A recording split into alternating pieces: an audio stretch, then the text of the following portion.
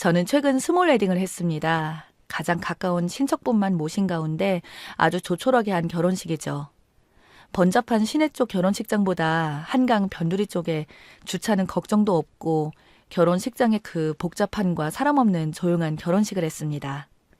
남편과 결혼 전에 연애할 때 들린 바다가 경치가 좋아서 들렸던 레스토랑이었어요. 심플하게 주변과 어울리는 아름다움이 인상적이었던 곳이었습니다.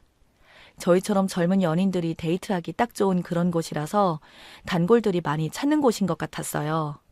형식과 틀에 박힌 결혼식이 싫었던 저는 남편과 결혼식을 이곳에서 하는 게 어떨까 하고 넌지시 물었는데 의외로 괜찮다고 하더군요. 그래서 그 길로 바로 사장님한테 곧바로 여쭤봤습니다. 그랬더니 식사비 포함해서 거기서 간단히 식을 올릴 수 있는 식장으로 세팅을 해주신다고 했습니다.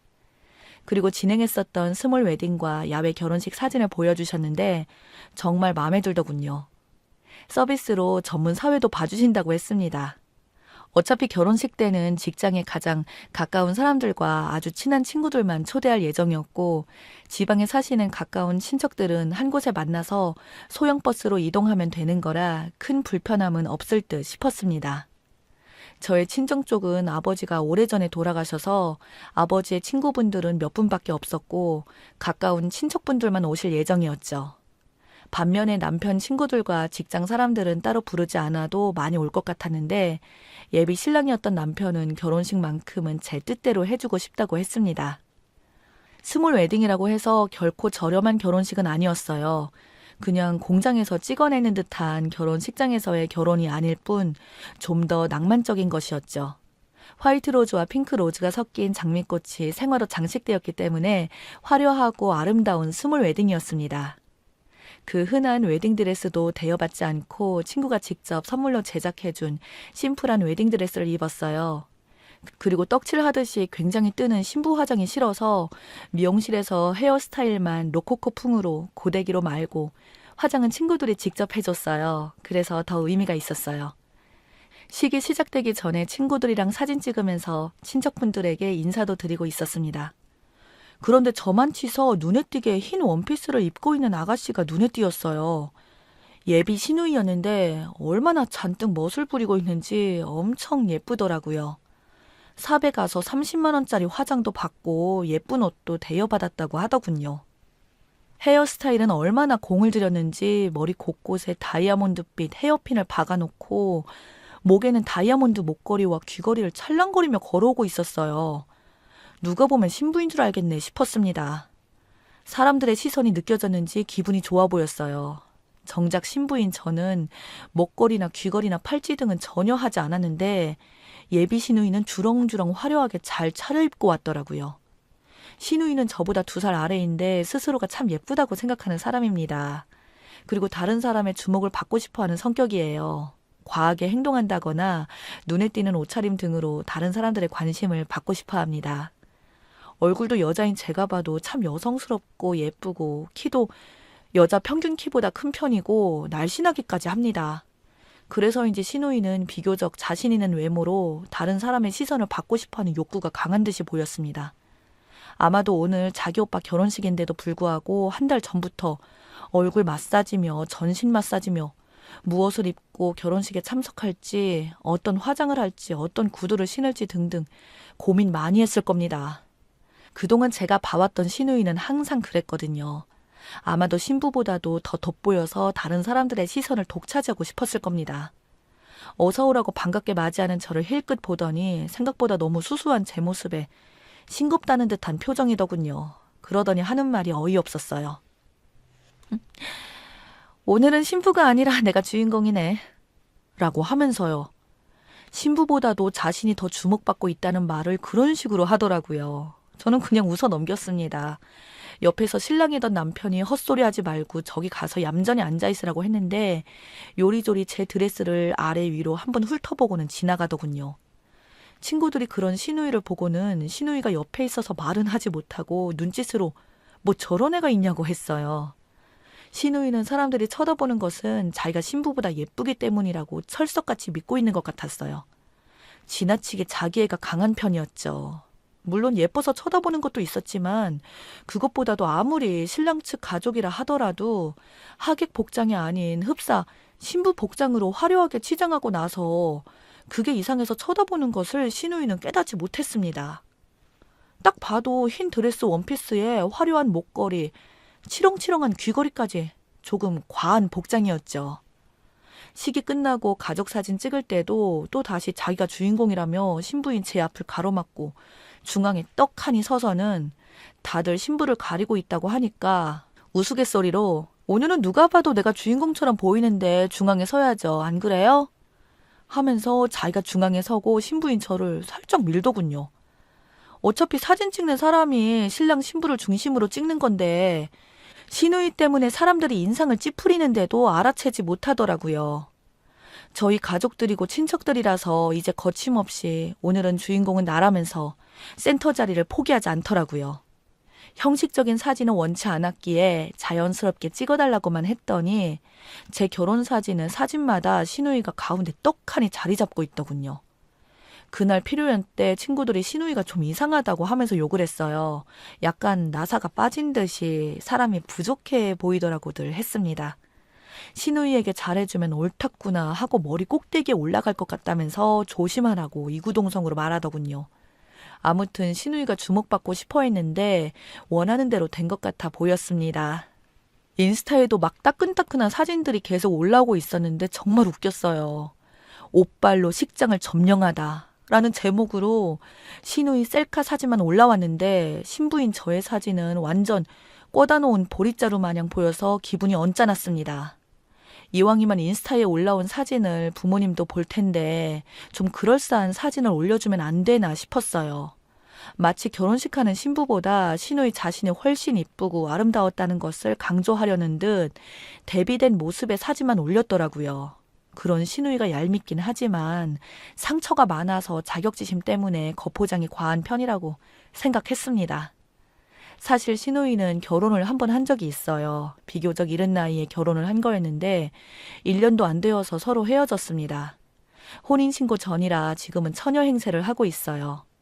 시누이의 전 남편은 시누이보다 10살이나 많은 사람이어서 처음에 결혼한다고 했을 때 남편도 반대를 했었다고 들었어요. 세상 물정 모르는 시누이가 이래저래 속아서 결혼한 것 같기도 했고 아무래도 미심쩍었다고 하더군요. 아직 어린 나이니 좀 더 시간을 두고 결혼을 생각해보라고 했었는데 굳이 강행했다네요. 그 당시에 직장도 없었고 이곳저곳 알바를 하다가 결혼을 한 거라 취집이라 생각했던 것 같았습니다. 결혼작은 한 푼도 모으지 못하고 시부모님의 도움으로 결혼한 시누이는 막상 남편 돈으로 생활비를 받았으니 특별히 할 일도 없이 집에서 무료하게 쇼핑을 했다더군요. 그걸 못마땅하게 생각한 시어머니가 심하게 야단쳤는데 그때 시누이가 너무 스트레스를 받는 바람에 명품백과 화장품 그리고 비싼 주방 그릇들로 쇼핑을 왕창 해버렸답니다. 그 때문에 시누이 남편과 한바탕 크게 싸우게 되었고 시누이 남편은 시누이 카드를 정지를 시켰다네요. 그런 사실을 어찌 알고 시어머니가 남편도 없는 대낮에 쫓아왔답니다. 남편 신용카드로 정지 먹고 남편이 생활비도 주지 않겠다고 으름장을 놓고 있는 판국에 시어머니까지 와서 난리를 치고 있길래 너무 화가 난 나머지 시어머니를 때렸다네요. 당신 며느리이지 이제 당신 아들딸이 아니니까 잔소리 그만하라고 했답니다. 시누이 어머니가 완전 폭발하셨대요. 그때 상황은 안 봐도 비디오죠. 그래서 시누이 시어머니는 감히 시어머니한테 할 짓이냐며 그 자리에서 시누이 친정아버지에게 바로 전화를 걸어서 못된 딸 교육 다시 시켜서 보내라고 했다네요. 그런데 너무 어이없게도 친정아버지가 딸 편을 들어주는 게 아니었던 거죠. 시집간 딸이니 그쪽에서 알아서 가르쳐서 살든지 말든지 버리든지 알아서 해야죠. 다 키워서 보내놨더니 고장났다고 반품하는 건 받지 않습니다. 알아서들 하세요. 라고 하시면서 끊으셨답니다. 그러자 이번엔 시어머니가 경찰서에 신고했다네요.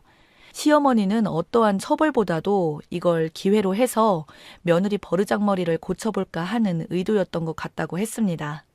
영악한 시누이는 시어머니 때린 적이 없다고 발뺌을 했다네요. 오히려 시어머니에게 폭행을 당했다고 주장했답니다. 그날 저녁에 경찰서에 달려온 친정엄마와 시누이의 남편이 합세해서 집안 싸움으로 더욱 시끄러워지니 일단 집으로 돌아가라고 해서 시어머니와 시누이 엄마는 시누이 남편이 집에 모셔다 드리고 시누이와 시누이 남편은 집으로 돌아갔대요. 시누이와 어머니를 모셔다 드리고 온 시누이 남편이 그러더랍니다. 사람이라면 해선 안 되는 일들이 있어. 어머니랑 오늘 이야기했는데 당장 헤어지자. 몸만 나가던지 아니면 이혼 소송 당해서 위자료 주고 가던지 결정해. 라고 했답니다. 사실 혼인신고도 하지 않은 상태라서 합의 이혼이고 뭐고 없이 바로 헤어지면 남남이더라고요. 보수적이고 효자였던 시누이 남편은 절대 시누이와 살지 않겠다고 했고 더군다나 시누이 시어머니와 시누이를 더 이상 보고 싶지 않다고 했다네요. 이 말을 들은 시누이 친정엄마가 기가 막히다면서 도통 사정을 하면서 사돈을 달래봤지만 소용없었답니다.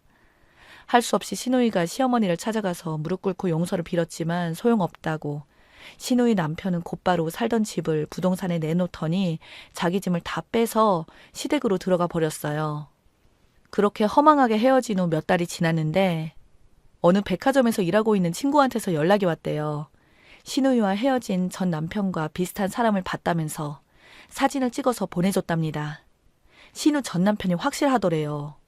그런데 옆에 만삭인 어떤 여자와 아기용품 매장에서 물건을 고르고 있는 모습이었답니다. 백화점에서 근무한다는 그 친구 말에 의하면 그 아기용품 매장 직원에게 물어봤더니 두 사람이 부부가 분명한 것 같다라고 하더랍니다. 그렇다면 만삭인 여자 뱃속에 있는 아기가 전 남편의 아기란 건지 시누이와 결혼 생활 중에 바람을 피웠다는 것인지 황당했답니다. 그래서 전 남편이 다니는 회사로 찾아가서 단도직입적으로 사진을 보여주면서 따져 물었답니다. 그랬더니 이제 와서 무슨 상관이냐며 오히려 따져 묻고 있는 시누이한테 면박을 주었고 혼인신고하고 잘 살고 있는 자기 와이프를 데리고 백화점 쇼핑한 게 무슨 난리 날 일이라며 남의 회사까지 쫓아왔냐며 한 번만 더 찾아오면 가만두지 않겠다면서 큰 소리로 쪽을 주더랍니다. 헤어지기 전 시누이 몰래 바람 피운 사실에 대해서 따지려고 했었는데 오히려 정신없는 여자 취급만 당했다네요. 시누이는 전 남편에게 물었답니다. 결혼식을 올린 지 한참이 지나고도 혼인신고를 미루더니 그 여자는 바로 혼인신고를 했다고? 그랬더니 전 남편이 그랬대요. 얼굴이 이쁘니까 좋은 남자 잡아서 잘 살아.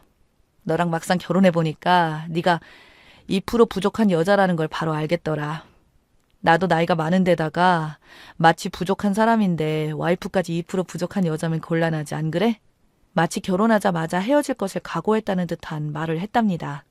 모욕적인 언사로 자존심이 엄청 상한 시누이가 야, 이 나쁜 놈아, 넌 천벌을 받을 거야 하고 저주 한번 퍼붓고 달리 어쩔 도리가 없었다고 합니다. 전 남편을 만나고 충격적인 말을 들은 시누이는 엄청 마음이 상했고 차라리 전 남편을 만나지 말 것을 후회했다네요. 차라리 모르고 지나쳤으면 좋았을 것을 알고 난 후에 남는 건 상처투성이었다네요. 시누이 오빠인 제 남편은 이런 말을 할 때마다 그랬답니다. 시누이는 전 남편과 헤어진 것은 잘한 것이고 남 탓할 필요 없다고요. 앞으로 네 허물까지 감싸주는 사랑해주는 그런 사람을 만나면 되는 것이니 마음 아파하지 말라고 했답니다. 그대로 시누이는 전 남편에게 받은 다친 마음의 상처 때문인지 좀 과한 언행을 할 때가 종종 있었어요.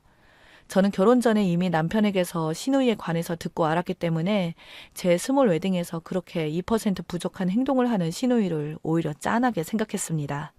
거기서 더 과한 행동만 하지 않기를 바랄 뿐이죠. 시누이가 빨리 진정으로 시누이를 사랑하는 좋은 사람을 만나서 그 사랑으로 아픈 상처가 치유되기를 바랍니다. 우린 어차피 불완전하고 100% 완벽한 인간은 없기 때문에 누군가에게 2% 부족하다느니 하는 말들은 정말 쓸데없는 말인 것 같습니다.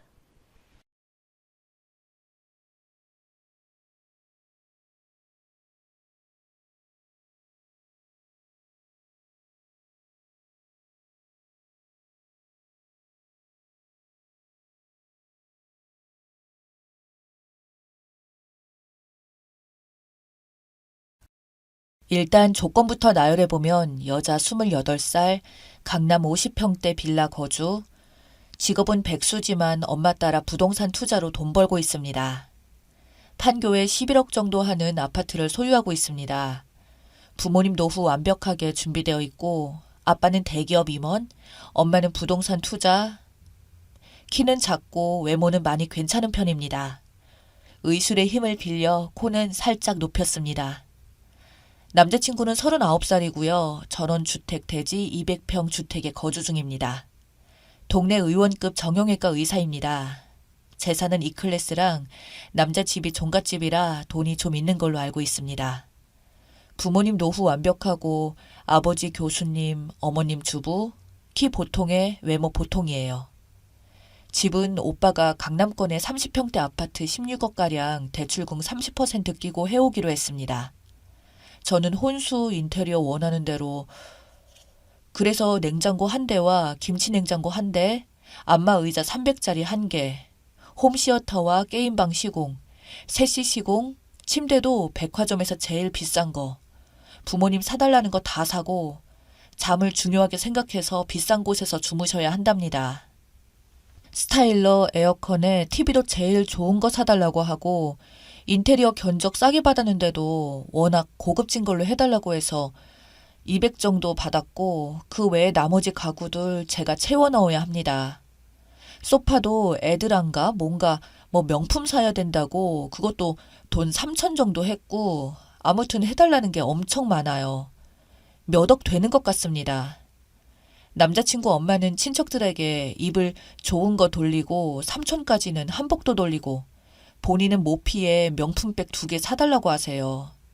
욕심이 없었는데 네 엄마 보니까 욕심난다고 하면서요. 저희 엄마가 상견례 때 켈리 드셨거든요. 켈리 2개 사달래요. 하나는 블랙, 하나는 에토프로요. 남자친구 아빠는 다니는 테일러숍이 있어서 거기 가서 옷 해달라고 하시고요. 예단으로는 1억 5천 달라고 하셨어요. 신랑 턱시도, 드레스, 식장비도 제가 다 내래요. 식장은 메이저급 호텔에서 하는 걸로 이미 결정했습니다. 의사랑 결혼하려면 집 1채 정도 들고 와야 된다는데 이 정도면 너 싸게 먹힌 거다. 라고 남자친구 어머님이 이렇게 말씀하시더라고요. 솔직히 5억이 넘어가는 혼수 예단 카페 가면서 내가 이 남자와 결혼해야 하나 고민이 많이 됩니다. 11살이나 차이가 나는데 내년이면 남자친구는 40살인데 의사 남편이 그렇게 가치가 있을까 자꾸 고민이 되어서 글을 남겨요. 남자친구가 해온 집은 대출 빼면 약 10억인데 집값을 반반 보태고 결혼을 한다고 할까 아니면 이 결혼을 엎어야 할까. 예비 시어머니께서는 요구하는 게 너무 많고 저도 이 결혼에 생각이 많아서 조언을 구합니다. 추가 글 씁니다. 어떻게 만났냐고 물어보시는 분들이 계셔서 제가 진료받던 병원 의사였어요. 사고 나고 몸이 안 좋아서 병원에서 집중적으로 치료받고 있었거든요. 그때 거기 병원 펠로였어요. 예단 예물비 혼수가 5억 정도냐 하는 분이 있는데 5억이 훨씬 넘어요. 남자친구가 해오는 집은 16억이고요. 대출받아서 사는 겁니다. 대출은 아마도 6억 정도 되는 걸로 알고 있어요. 가족 말해도 3천 정도는 깨지더라고요. 저는 잘 몰라서 엄마가 견적받아 주셨고 아빠 회사 쪽 물건 제일 좋은 가전들로만 사기로 한 거라서요. 할인을 최대로 해서 받은 거예요. 그리고 홈시어터, 게임방 비용도 장난 아니었어요. 방음 시공하고 컴퓨터를 2대 맞추는데 각 200 이상씩 들고요. 영화 볼 때 써야 되니까 레이저빔도 2개 넣어달라고 했고 매트릭스만 2천이고 소파도 4천만 원짜리 했고 그 외 가족들도 고급스럽게 하고 싶다고 골드 프레임 대리석으로 해야 한다고 남자친구 엄마가 바람 넣고 남자친구도 그거 이쁘다고 하고 그냥 작은 테이블 하나에 몇십만 원씩 했어요. 그거 말고도 남자친구 시계 사줘야죠. 롤렉스는 또 싫대요. 불량팡 사달래요. 그것도 몇천만 원 합니다. 반지는 부세론에서 오빠가 맞추기로 했고 그거 위쪽으로 보석이나 시계 사는 거 전부 제 돈으로 하기로 했습니다. 아, 너무 많아서 다 못 썼는데 오빠 양복도 2벌 맞춰줘야 해요. 저희 아빠가 노로피아나 좋아하셔서 자주 입으시는데 제가 아는 남자 양복이 없어서 그걸 얘기했더니 우리 아빠 입는 거면 어지간히 좋은 거겠다고 해달라고 하고 톰 브라운 수준으로 유명한 거니까 맞춰달라고 했어요. 호텔 예식도 저희 집에서 다 대기로 하고요. 오빠 쪽 식대만 그쪽에서 내기로 했습니다. 1억 이상이 됩니다. 남자친구 엄마랑 친척들 한복은 전부 200에서 300 하는 숍에서 제일 좋은 걸로 맞춰달라고 하고 이불도 좋은 거 해달라고 했어요. 자기 체면 살아야 한다고요. 그냥 바라는 게 너무 많았고 저희 엄마 아빠 옷 입는 거 신발 하나까지 좋은 거 신으신다고 다 원하시더라고요. 남자친구 엄마한테 줄 모피랑 가방 감안해도 4천 정도 같은데요. 엄마 말로는요, 그거랑 남자친구 아빠 차가 제 차보다 후진 거라서 엄마가 차도 하나 해드릴 생각이 있다고 하시더라고요. 아, 그래서 너무 속상해요. 예비 시어머니는 의사 아들에 대한 부심이 너무 심해서 이번에 그동안 투자한 돈 한몫 다 벌어들이시려는 듯 하고 결혼하고 나서도 병원에 들어가는 돈을 저한테 많이 바라실 것 같습니다. 말끝마다 너는 학력이 딸린다. 의사 신랑 만나서 팔자 폈다. 라고 하시는데 저 지금도 넋소리하게 제 할 일 잘하고 잘 살고 있습니다. 아무튼 저도 부모님 속상한 거 보기 싫고 그래서 그냥 결혼 안 한다고 얘기하려고요. 솔직히 저도 학벌 석사까지 했거든요. 음대에서. 그래서 교수과정 밟아도 되기는 하는데 열심히 일할 자신도 없고 아침에 일어날 자신도 없고 노는 게 좋고 강아지 보는 게 좋아서 강아지랑 맨날 놀고 여행 다니고 제 삶 괜찮다고 생각도 하고 있습니다. 더 좋은 사람 만나야지 하고 접으려고 해요. 아직 20대인데 뭐에 미쳐서 결혼을 하려고 했을까. 아직 재미있게 클럽 가서 노는 게 더 좋은데. 나도 의사란 직업에 홀렸었나 이런 생각까지 들더라고요. 저희 집 재력이 있다 보니까 빨대를 꽂으려고 하는 뭐 그런 게 너무너무 눈에 보여요. 남자친구가 집도 잘 사는 편인데 저희 집이 더 잘 사니까 은근히 질투를 하시고 비아냥거리세요. 결혼을 접어야겠다는 생각이 자꾸 들다 보니 본가 할아버지가 얼마 전에 돌아가셔서 아직 49제도 안 했거든요. 할아버지가 저한테 자꾸 시그널을 보내시는 것 같아요. 뭔가 계속 결혼 얘기로 올가매서 백수라서 부모님 학벌이 별로라서 여자라는 이유로 제가 계속 기죽고 자존감도 떨어졌던 것 같아요. 교수 아버지의 집안도 좀 살고 의사 아들이니까 돈이 더 많은 우리 집을 내리 깔려고 하더라고요. 역시 싸한 느낌은 틀림이 없네요. 현실 직시하게 냉정하게 더 잘났다고 말해주셔서 감사합니다. 요즘 떨어진 자존감 회복이 조금은 된 것 같아요. 스스로가 괜찮은 사람이라고 생각하고 더 좋은 사람 만나도록 노력하겠습니다. 감사해요. 그럼 다들 좋은 하루 보내세요. 추가 후기입니다. 저 월 말에 11살 차이 남자친구랑 결혼 고민 중이라고 말했던 아가씨입니다. 저 파혼했어요. 할아버지 49제 지나고 바로 파혼했답니다. 엄마가 막 우셨어요. 아버지가 도와주신 거라고. 남자친구의 반응은 난리가 났고요. 저희 집은 반대로 경사가 났습니다. 남자친구한테 전화로 결혼 안 할래. 잘 살아? 이랬더니 저한테 빌길래 만나서 얘기하자 했거든요. 근데 지네 엄마도 옆에 끼고 왔네요. 가려고 그랬는데 둘이 너무 사정하길래 얘기 들었거든요. 그 와중에 빙수를 사줘서 짜증났어요. 사랑니 빼서 안 아물었거든요. 그리고 콩깍지가 벗겨지니까 늙은 너구리같이 생겼어요. 저는 박보검이 취향인데 그래서 순간 못생겼다고 입 밖으로 튀어나왔어요. 제 취향도 아니고 징그러우니까 자꾸 자기야 자기 하지 말라고 말해버렸습니다. 얼굴 벌개지고 씩씩거리면서 그래서 참으면서 얘기하더라고요.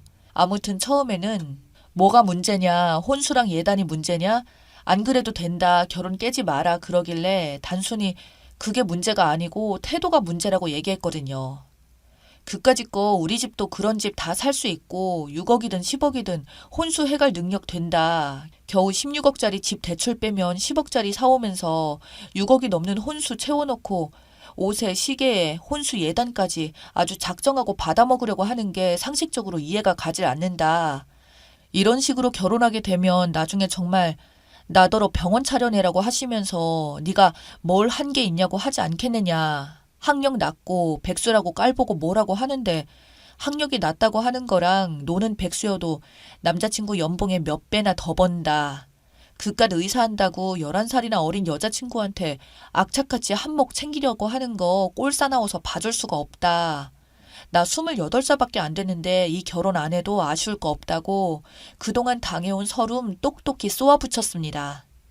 그랬더니 우리 아들은 이까지 결혼 안 해도 아쉬울 게 아냐, 뭐 이런 게 다 있냐 하면서 혼자 흥분하고 아줌마가 결혼 빙자로 사기친 거라고 남의 아들 혼사길 막은 거라고 난리를 피우더군요. 고소한다고 하길래 하라고 했습니다. 고소하면 사촌오빠가 변호사니까 무서울 거 없다고 바로 대응한다고 했어요.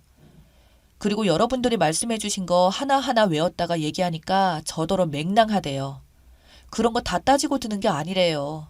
그러길래 먼저 따지고 든 건 그쪽이라고 했더니 의사가 돈을 얼마나 많이 버는데 개원하는데도 많이 들었고 앞으로의 비전이 어쩌고 저쩌고 하길래 현재도 남자친구보다 제가 더 돈 많이 벌고 앞으로도 저는 남자친구가 벌 돈보다 제가 받을 돈이 더 많아요 라고 해버렸습니다. 사실 저 의사 월급 얼마 하는지 모르는데 뻥 좀 쳤습니다.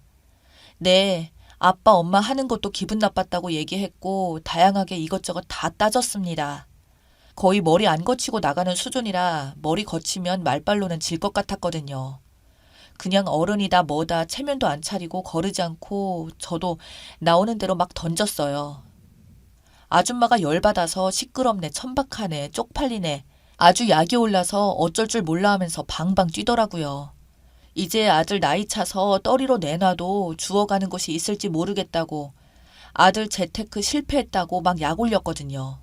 여태껏 살면서 제 생애에 그렇게 싹수 없었던 게 처음이어서 막 흥분되고 그랬어요.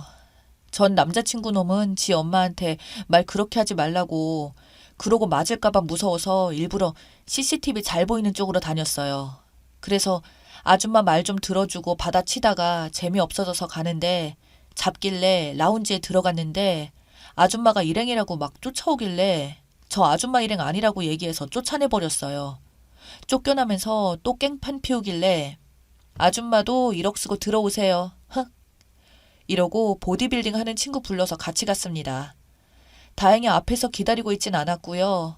엄마가 파혼한 거 너무 좋아하셔서 뿌듯했어요. 그리고 엄마가 경제력 딸려도 좋으니까 그냥 마음 맞고 잘생기고 마음씨 좋은 남자하고 살라고 그러셔서 잘생긴 남자가 있어야지 연애를 하지 이랬더니 원하면 클럽 차려준다길래 아빠랑 저랑 빵 터졌어요. 하여튼 우리 엄마 짱입니다. 암튼 그렇게 끝나기는 했는데 당분간은 좀 무서워서 아빠랑 같이 다니고 친구들이랑 다니려고요. 다행히도 저희 빌라가 보안이 좀 많이 빡세서 많이 걱정되진 않아요. 결론은 제 연애가 또 끝났네요. 당분간은 코로나 풀리면 여행이나 다니려고 해요. 내일은 바다로 놀러 가기로 했어요. 이제 여름이니까 신나게 다녀야죠. 아무튼 사연 봐주셔서 감사하고 용기 주셔서 감사해요.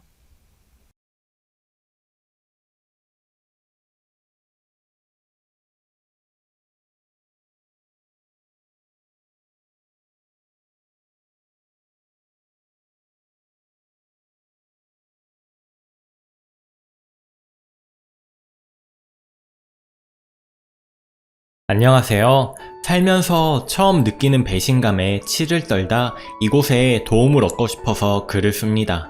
남편 이야기입니다. 제 남편은 저밖에 모르던 남편이었어요. 4년 연애 끝에 결혼했고 결혼하고도 알콩달콩했습니다. 연애 때는 4년간 싸운 횟수가 10손가락에 꼽힐 정도였고 결혼해서 신혼 초에만 다투고는 거의 싸움도 없이 잘 지냈습니다. 누가 봐도 인꼬 부부, 저 너무 행복했습니다. 다만 걱정되는 게 사랑욕이 너무 강했어요. 연애할 때도 처음에는 내 몸 때문에 사귀나 싶을 정도로 저와 손만 잡아도 흥분하기 일쑤였고 친구들이 있어도 지난 스킨십을 서슴없이 한 문제로 살짝 다투곤 했었죠. 나머지는 배려있고 따뜻하고 자상하고 흠 잡을 때도 없었습니다. 흥분하는 거야 나중엔 날 너무 사랑해서라고 생각했고 질투도 많고 했지만 다 저에 대한 애정이라 생각했지요. 옆길로 샜네요. 하여튼 이랬던 제 남친이 이제는 신랑으로 1년 좀 넘게 함께 살고 있는데 바람, 아니 자기 말로는 실수랍니다. 저희 부부사랑은 일주일에 3-4번으로 왕성했고요. 임신하고 나서는 뜸해도 일주일에 1번 약하기는 했습니다.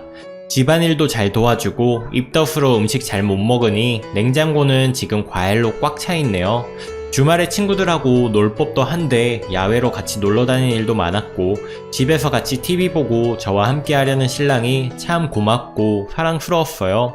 어딜 가나 당당하고 싹싹해서 제 주변 사람들하고도 친했고요. 바람 또한 의심한 적이 없었습니다. 카드 내역에 모텔이 찍혀도 일 때문에 멀리 간 적이 있기에 신경 쓰지 않았고요. 의심살만한 행동한 적 역시 전혀 없고요. 출장 간 날 술 마실 때도 1차, 2차 틈틈이 전화오고 보고하는 남편입니다. 시키지도 않았는데 말이죠. 누가 이런 사람이 바람 폈으리라고 상상이나 했겠습니까? 어느 날 남편이 샤워하는 동안 술 한잔 할까? 라고 문자가 왔습니다. 편하게 쓸게요, 대하체로. 누구야, 이 시간에? 누구지? 땡땡이네? 애가 웬일이래? 연락하고 지냈어? 아, 땡땡 애가 웬일이래? 잘못 보냈나? 웃긴다. 이 시간에 왜 연락한대? 하트까지 붙이면서. 잘못 보냈나봐. 나랑 연락도 거의 없는데 뜬금없이 이렇게 연락했겠어? 찝찝하지만 그냥 넘어갔습니다. 누군지 대충 아는 여자애였고 남편 예전 회사에서 알고 지내던 동생이니까 넘어갔습니다.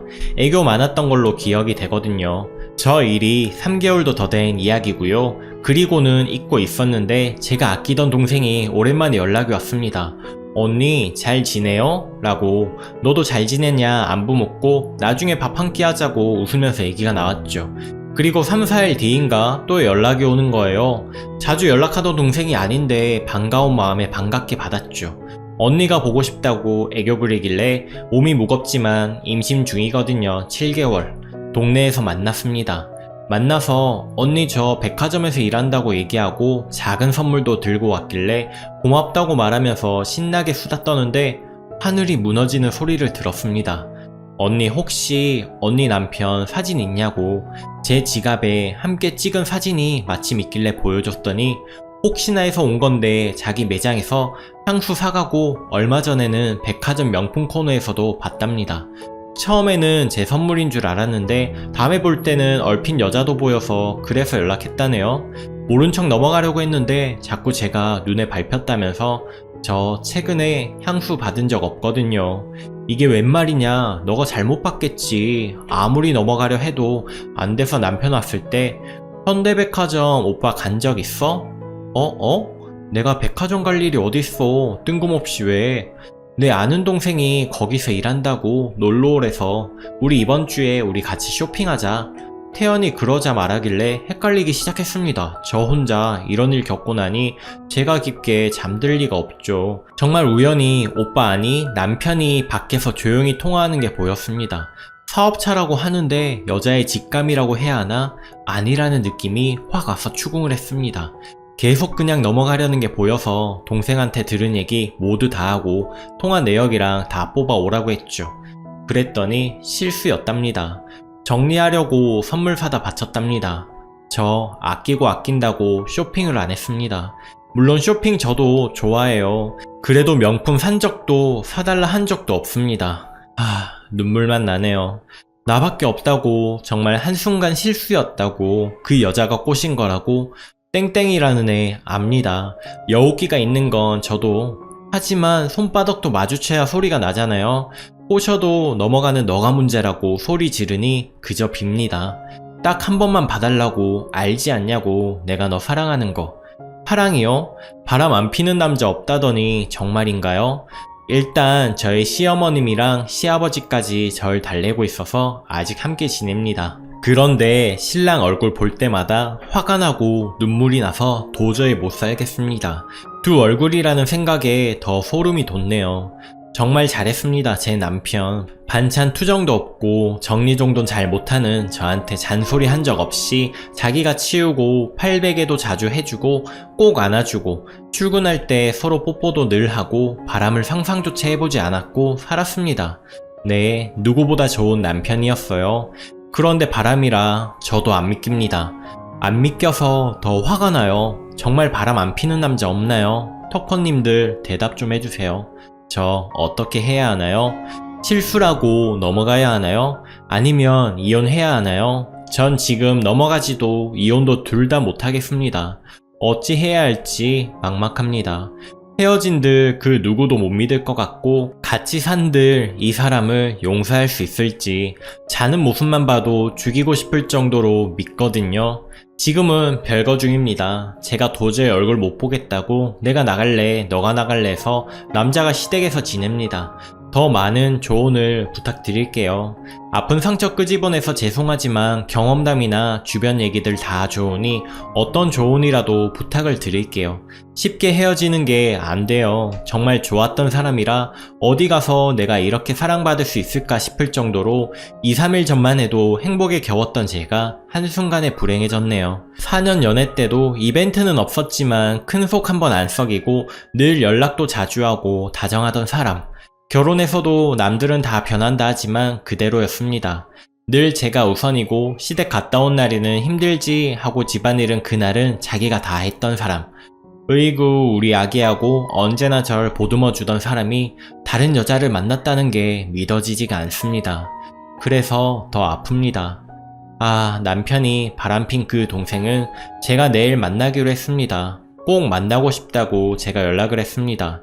그런데 막상 만나면 뭐라고 해야 할지, 뭐라 하는 게 좋을지 댓글을 꼭 부탁드릴게요. 댓글 이외에 후기도 있습니다. 베스트 댓글, 남일 같지 않아서 글 남깁니다. 2년 전 제 아들 2돌쯤에 제 남편이 바람을 폈습니다. 님 남편처럼 너무 자상했었고 많이 사랑했었기에 배신감도 컸었죠. 결과만 말하자면 지금 저는 용서하고 함께 살고 있습니다. 하지만 이혼하는 것보다 용서하는 것이 훨씬 힘든 일입니다. 두 사람 다 미치는 일이죠. 저는 다 까발렸습니다. 혼자 상상하는 것보다는 나을 것 같기도 했고 아무튼 뭐에 홀린 듯이 하나하나 남편 카드 사용 내역서까지 다 뒤지고 교통카드 쓴 것까지 다 뒤졌습니다. 그래서 새로운 게 하나 나올 때마다 난리치고 미친 사람처럼 울고 그랬어요. 정말 힘들었습니다. 하지만 그렇게 안 하면 매일매일 이것들이 나를 얼마나 속였을까 뭐 이런 생각 때문에 살 수가 없을 것 같아서 그냥 다 뒤져서 찾아냈습니다. 정신과도 다니면서 약도 먹었고요. 한동안은 약 없이는 잠도 못 잤습니다. 약을 먹었는데도 깊은 잠 못 자고 자다 깨서 울고 그랬었죠. 그때 제 남편은 다 참아줬습니다. 잊을만 하면 하나씩 나와서 난리를 쳐도 무조건 잘못했다. 내가 미친놈이다. 너한테 상처 줘서 미안하다. 그러면서 무릎 꿇고 빌었습니다. 그렇게 용서를 했습니다. 보통 보니까 그냥 한 번 용서하면 다신 얘기도 꺼내지 말고 덮어야 한다고들 하시던데 저는 반대입니다. 제 남편은 제가 다니던 정신병원 가서 혼자 상담을 받고 왔더라고요. 어떻게 하면 용서받을 수 있냐고 의사 선생님이 그랬답니다. 길면 1년 이상, 짧으면 6개월 무조건 참아주고 다 받아주라고. 그래서 제 남편 그렇게 하더라고요. 그렇게 미친년 같은 짓을 9개월 정도 했네요. 처음 3개월은 거의 매일이 미칠 것 같았고 그 이유는 원래 행사처럼 치밀어 오르더라고요. 다시 말하지만 저는 차라리 이혼하는 것이 마음이 덜 힘들었을 것 같아요. 여기에 글 올라오는 것 보면 한 번 바람 피면 2번도 핀다는 글들이 많던데 저도 아직 확신은 못하겠습니다. 가끔 의심될 때가 있긴 하지만 남편이 가는 곳곳마다 전화 다 해주고 카드도 꼭 제 명의 카드만 쓰고 휴대폰, 아이디 비번 다 알려주고 뭐 그렇게 제 마음을 편하게 해주려고 노력을 많이 해서 지금은 많이 좋아졌습니다.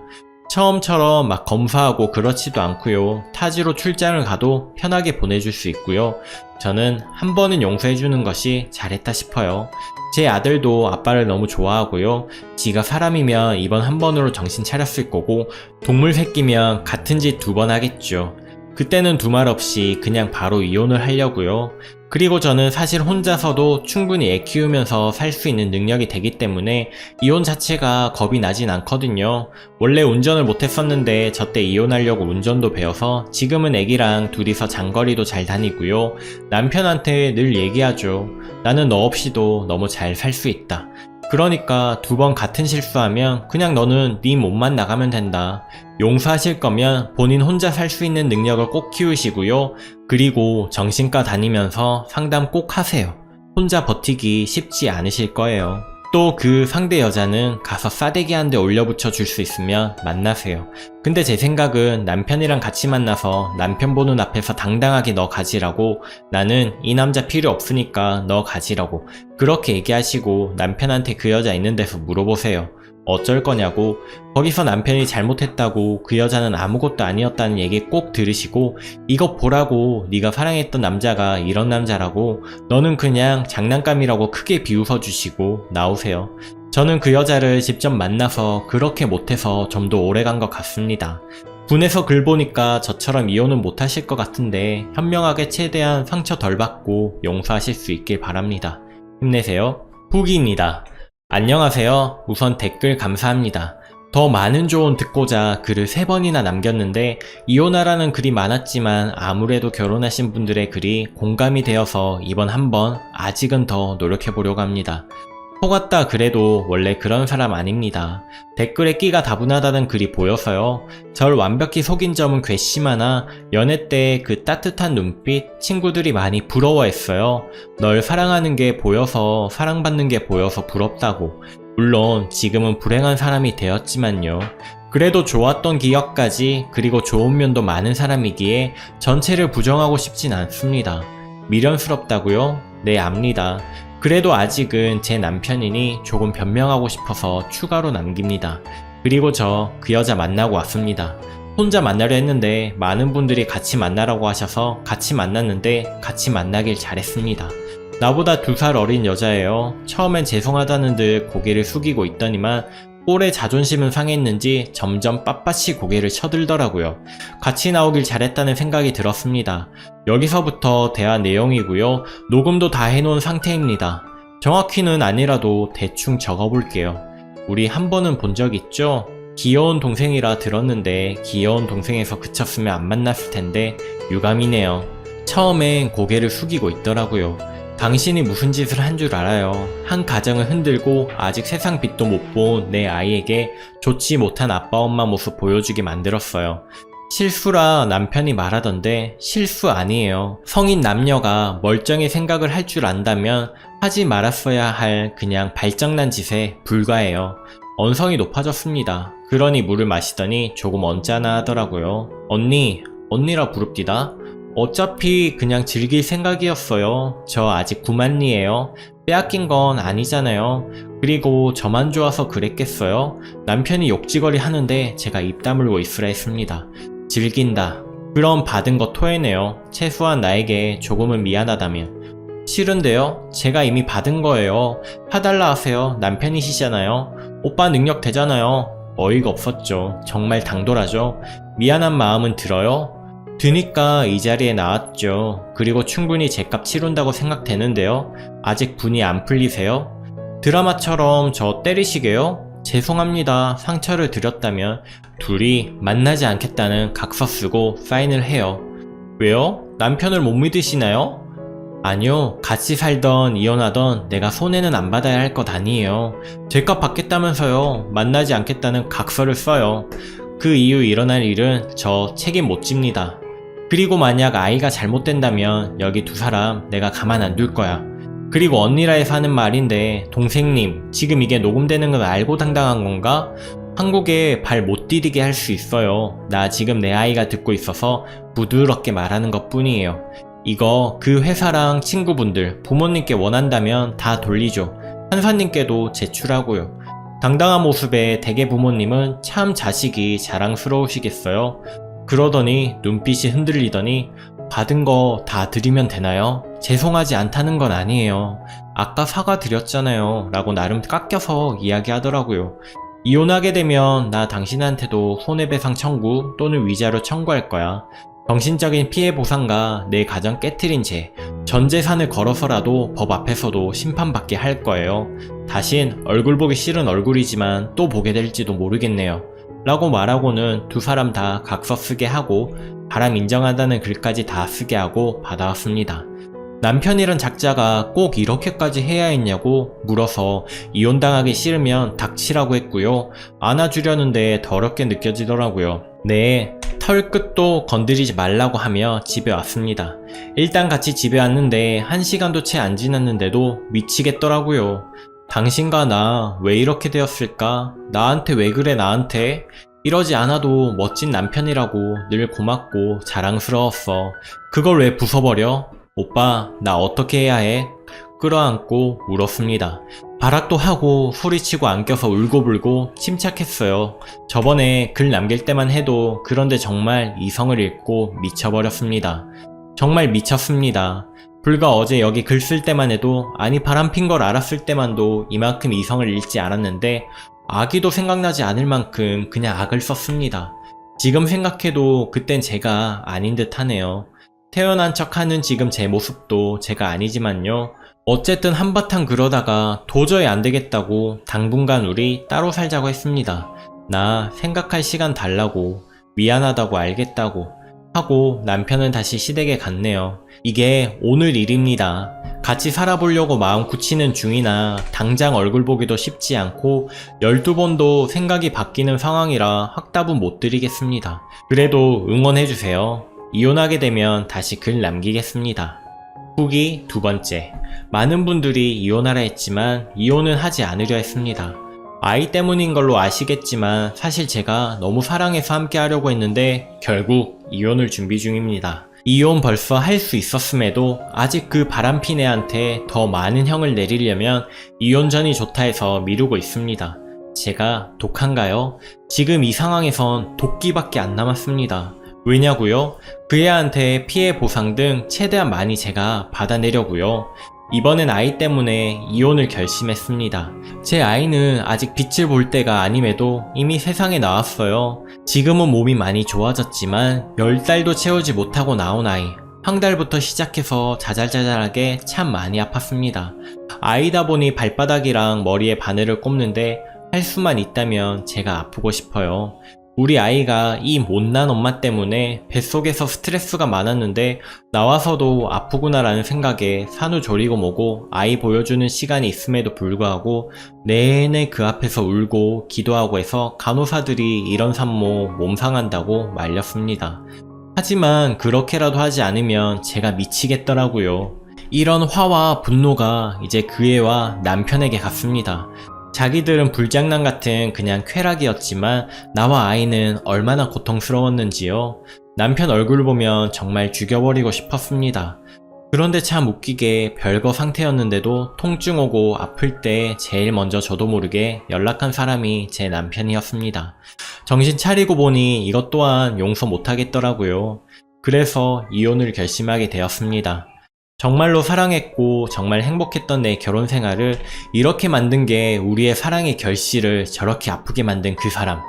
함께 살면 미쳐버릴 것 같습니다. 이 사람을 보며 더 이상 웃을 자신도 없고요.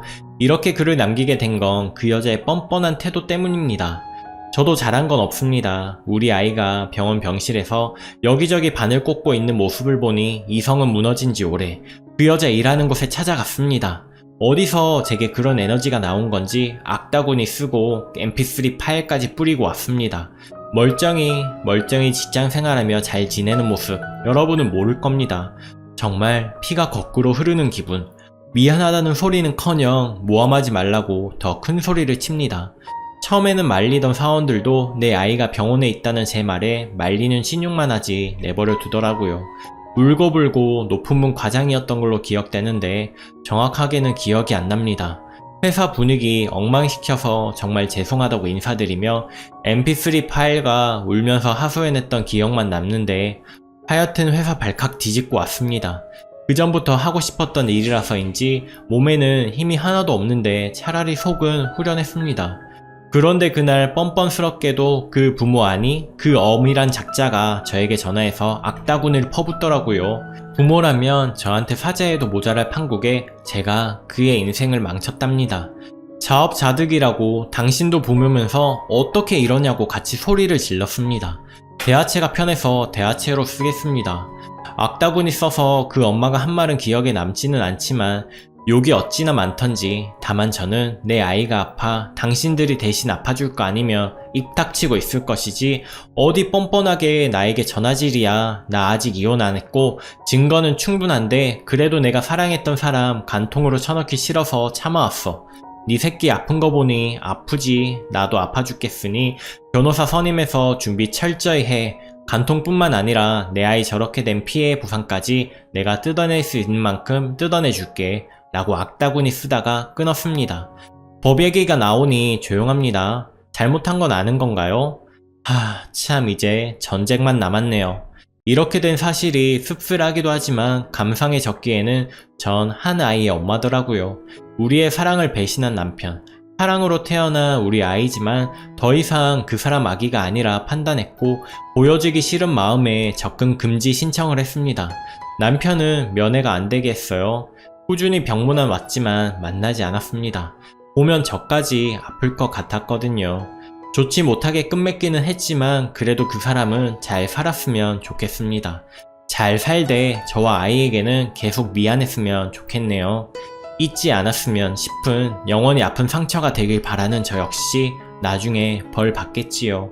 하지만 기왕 시작한 싸움 이겨서 올게요.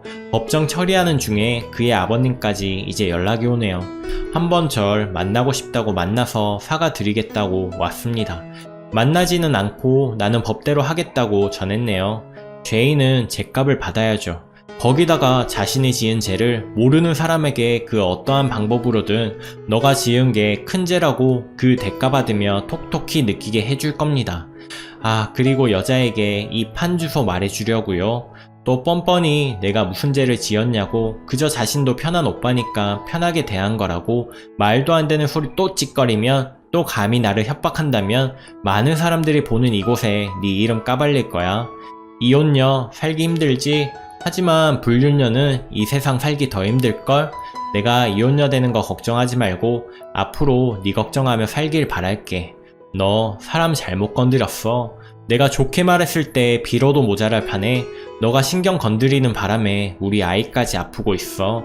그게 왜 네 탓이냐고? 모르겠다면 내가 알게 해줄게. 그리고 여기에 무수한 댓글들이 알게 해주겠지. 조만간 또 봅시다. 후기 4번째입니다.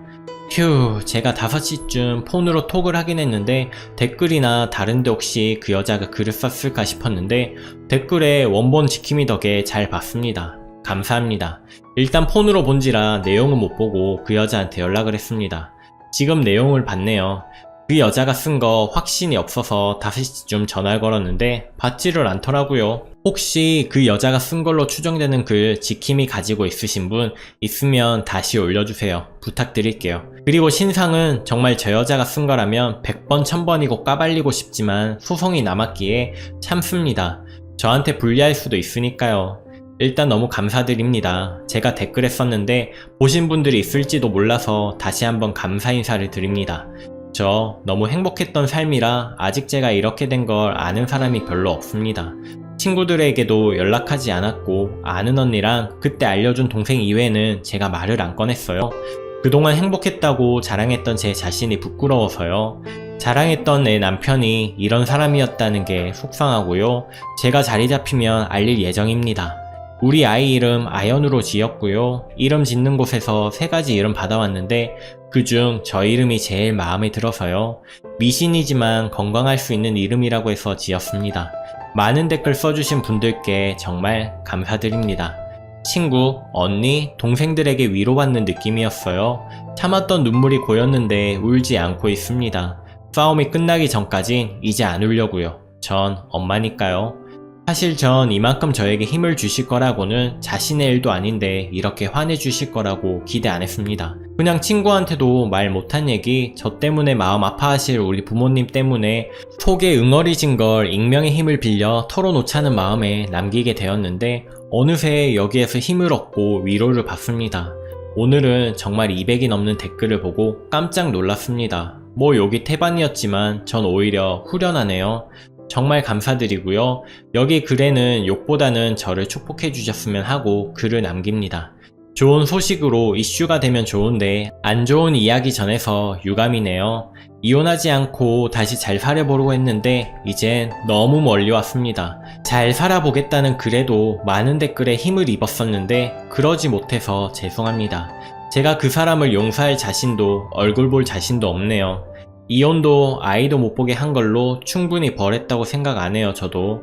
하지만 아이가 아픈 마당에 남편 욕을 제가 할 수가 없네요. 그래도 제가 사랑했던 사람이고 제 아이 아빠니까요. 하지만 용서할 생각은 없습니다. 일단 이야기는 이 정도 하고 감히 제가 부탁드릴 거는 지금 쓰는 이 글도 다시 한번 톡에 올려주실 수 있으신가요? 그 여자랑 연락이 잘 안 됩니다. 여기로나마 다시 한번 분풀이를 하려고 합니다. 그리고 저한테 용기도 다시 한번 주셨으면 해요. 이번에는 저랑 아연이 잘 지낼 수 있는 댓글로 부탁드릴게요. 댓글 쓰시기 힘드시다면 추천이라도 부탁드릴게요. 다시 그 여자가 볼 수 있게. 감사합니다. 후기 5번째. 안녕하세요. 아연이 엄마예요. 이제 슬슬 제 주변 사람들도 이혼 소식 알고 처음엔 이게 싫었는데 차라리 속편하고 좋네요. 친구들에게 기댈 수도 있고요. 자작이네, 독하네 여러 댓글 봤지만 그래도 여기서 많은 조언과 힘을 얻었습니다. 감사합니다. 독하다는 의견에서는 저는 한 표예요. 정말 인간이 이렇게까지 변할 수 있겠구나 스스로 많이 느꼈던 나날들이었습니다. 간단하게나마 간통죄, 이혼하실 분들께 제가 받은 도움 전하고자 글을 씁니다. 그리고 제가 그동안 있었던 일도 넋두리를 할게요. 이혼하고 나니 홀가분보다는 전 허무하네요. 모든 게 그냥 부질없단 생각. 일단 녹취가 가장 크게 증거자료로 힘이 있었습니다. 제 경우는요. 여기 그 애가 올린 글은 글쎄요. 제출은 했지만 결과상 크게 작용 안 했는데 전 남편 되는 사람이 자기 입으로 간통을 인정했습니다. 그리고 나와서 그러더군요. 자기가 정말 나쁜 놈이라 제가 너무하다고 생각했대요. 미안은 한데 뭔가 억울하기도 하고 이렇게 빌어도 안 되는가 싶고 그러다가 병원 왔다가 우연히 제가 우는 모습을 봤답니다. 전 남편 아기 면회 금지 다 시켰는데 그래도 몇 번 왔다 간 건 저도 알고는 있습니다. 제가 신생아실에서 혼자 쪼그려서 우는데 자기 눈에서 처음으로 눈물이 고였답니다. 아, 내가 정말 잘못한 거구나. 저 사람 저렇게 아파하는구나. 홀로 쪼그려서 우는 모습이 그렇게 마음이 아팠다고 하네요. 그때서야 자기가 죽일 놈인 걸 자기 반성이 되었다고 늦었지만 이게 날 위하는 길이라 여긴다고 잘 살아달라고 했습니다. 사실 저 좋은 며느리, 아니 좋은 며느리가 되기 위해 애썼던 사람이었어요. 그런데 저희 시어머니 역시 시자는 어쩔 수 없구나 싶었던 게 너 아픈 건 알겠다만 이렇게까지 해야 하나? 너도 참 유난이다. 저 말이 지난 지금도 괜히 섭섭하네요. 엄마가 돼보니 이해가 가지만 그래도 섭섭은 합니다. 아, 또 옆길로 빠졌네요. 배우자의 배신은 글쎄요. 저는 정말 하늘이 무너지는 게 이거구나 하고 느꼈습니다. 불같은 사랑은 아니더라도 알콩달콩 잘 꾸려온 가정이 가장 잘한다고 여겼던 내 사람이 한순간에 낯설게 느껴지는 경험. 속에서부터 아려옵니다. 그냥 아픈 게 아니라 이래서 가슴치며 우는구나 싶을 정도로 답답하고 숨막히고 힘들었습니다. 버텨서 그렇지 그래서 제가 더 악을 썼는지도 모릅니다. 그 여자에게도 전 남편에게도 악으로라도 버티지 않으면 무너질 것 같았으니까요. 변명 같지만 이 글 보는 분들 장난으로라도 아님 사랑이라고도 여기신다면 정리 후 만나세요. 바람은 절대 배우자에게는 스쳐 지나가는 사건이 될 수가 없습니다. 익명의 힘을 빌려 말하고자 한다면 저 역시 아버지 없이 컸습니다. 그래서 잘 웃는 성격이지만 남자에게는 좀처럼 마음을 열지 않는 편이었고요. 고민 상담도 남자친구에게는 정작 안 했죠. 그러다가 처음으로 오래 연애해봤고 결국 결혼까지 갔던 사람입니다. 워낙 저희 엄마가 절 많이 아껴주셔서 그늘 없이 컸다 생각했는데 이 사람 만나고 느꼈습니다. 나도 모르는 사이에 부성애가 그리웠을지도 모르겠구나. 남자들 모성애를 배우자에게 느낀다 하잖아요. 전 이 사람에게 부성애 같은 따뜻함을 느껴 결혼을 결심했던 사람입니다. 그래서 더 무너졌는지도 처음엔 어떻게든 같이 살아보려 했는데 내가 아파도 견디려 했던 건지도 모릅니다. 아이를 위해서가 아닌 전 절 위해 이 사람하고 살아보려 했어요. 정말 이 사람하고 헤어지면 그 누구도 만날 자신이 다시 마음을 열 자신이 없어서 견뎌보려다가 우리 아연이가 저 대신 아팠나 봅니다. 아이가 아파있는 모습을 보니 잘 사는 것 같은 전 남편을 죽이고 싶었고 아무렇지도 않게 살아갈 그 여자 보니 눈이 뒤집혔습니다. 그래서 그 회사까지 제가 간 거겠죠. 제 전 남편 역시 새로 옮긴 좋은 회사에서 나왔다 하더라고요. 뭐 제 탓은 아니죠. 자기네가 저지른 대가 아닐까요? 공동명의로 집도 바꾼 상태여서 위자료 등은 문제없이 다 받았고 무엇보다 저 여자에게서 피해보상 등 돈은 받아냈습니다. 생각만큼 못 미치지만 변호사 말로는 많이 나온 편이라고 하더라고요. 글쎄요, 1000만원 좀 넘는 돈을 저 여자에게 받아내는데 홀가분하진 않았습니다. 제가 느꼈던 지옥에 비하면 보상금이라고 하기엔 너무 약소하게 느껴졌어요. 전 이 돈이 무슨 소용일까 싶어서, 그리고 저 역시 도끼로 살았던 점, 우리 아연이를 위해 좋은 일이라도 해야지 싶어서 이 돈을 고아원에 기부를 했습니다. 아이를 키우다 보니 아이들에게 마음이 쓰이네요. 하지만 소문이 따라다녀 저 여자가 잘 살지는 못했으면 좋겠습니다. 아직 용서는 안 되네요. 저 법정에서 나와서 저 여자 어머니란 분께 뺨을 맞았습니다. 이미 끝난 마당에 또 고소하고 법정 싸움 너무 힘이 들어서 또 하고 싶지 않아 그냥 한 대 맞고 말았습니다. 네, 그분에겐 자기 딸 인생이 망가진 게 제가 될 수도 있겠다 싶어서요. 저도 워낙 독하게 굴었으니 이걸로 끝냈으면 싶은 마음이 들어서 그냥 한 대 맞고 치웠습니다. 그렇게 저의 긴 지옥은 끝이 났고요. 우리 아연이에게 저놈 얼굴 보여주기 싫지만 세월이 지난다면 보여줄까 합니다.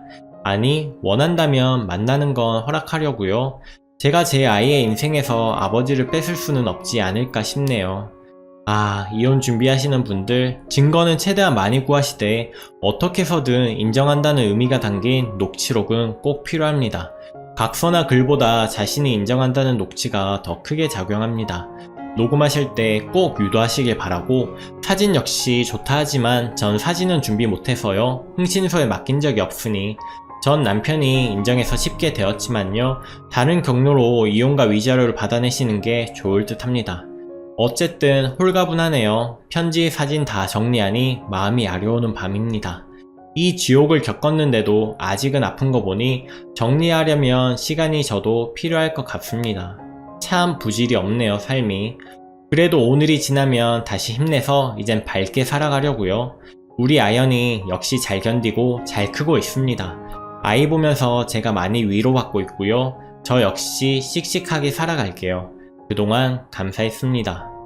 PS, 내 인생을 망친 너에게 내가 당신을 어떻게 불러야 할지 모르겠다. 동생? 아님 욕을 한 바가지 해줄까? 내가 원고를 봤어야 했는데 너무 늦었어. 네가 입에 올리면 안 될 우리 아이 보고 오느라고. 너한테 전화거니 너희 어머님이 받으시더라. 왜 자꾸 전화하냐고. 너 나 때문에 병원에 있다며? 미안해서 쓰러진 거니? 아니면 그렇게 억울해서 쓰러진 거니? 아니면 쇼하는 거니? 난 첫 번째 만남에서 욕으로 부르지 않고 사람 대접을 해줬다. 왜냐면 난 남편 겁주고 그래도 살려고 했었거든. 그리고 너한테도 사과받기 위해서 나간 자리였어. 죄송하게 생각해요. 이 말이 사과라면 사과였겠지. 사과했다 치자. 그런데 난 너의 눈빛을 잊을 수가 없다. 솔직히 그 자리에서 어떻게 꼬박꼬박 언니라고 부를 수 있는 건지 그때부터 내가 널 알아봤어야 했어. 정말 객관적 사실 다 유포해봐. 너 이 땅에서 못 살게 될 거야. 너랑 나랑 기껏해야 2살 차이인데 차라리 어린애랑 바람나면 어린애가 이렇게 굴면 어려서 철이 없어서라고 여기지 2년의 차이가 이렇게 큰 건지 너가 정말 인간이 아닌 건지. 그래, 인간이라면 네가 감히 내 아이 아픈 걸 그래 쓸 리가 없지. 적어도 사람의 탈을 썼다면 말이야. 난 그래도 아이가 아픈데 나쁜 짓 하지 말자 싶어서 너가 정말 미안하다고 사과하면 선처도 생각했다? 나도 딸 가진 부모니까 이제 내가 못된 마음을 품으면 행여 나 대신 우리 딸이 더 아플까봐 너에게 정말 진심 어린 사과 한마디 들으면 용서했을지도 몰라. 그런데 강해지게 해줘서 정말 고맙다. 이번 주 안으로 너에게 내 변호사가 연락할 거야. 그리고 장담할게. 이젠 내가 협박도 안 할 거고 연락은 더더욱 안 할 거야. 변호사를 통해서만 할 테니까 그 문제는 걱정 안 해도 돼. 다만 번호를 바꾼다거나 나타나지 않으면 더 불이익이 있을 거니 꼭 연락받길 바랄게. 읽어주신 모든 분들 감사합니다. 오늘도 낭만캐스터를 시청해주셔서 감사합니다. 오늘도 행복한 하루 보내시고요. 구독과 좋아요도 눌러주시면 큰 힘이 됩니다. 감사합니다.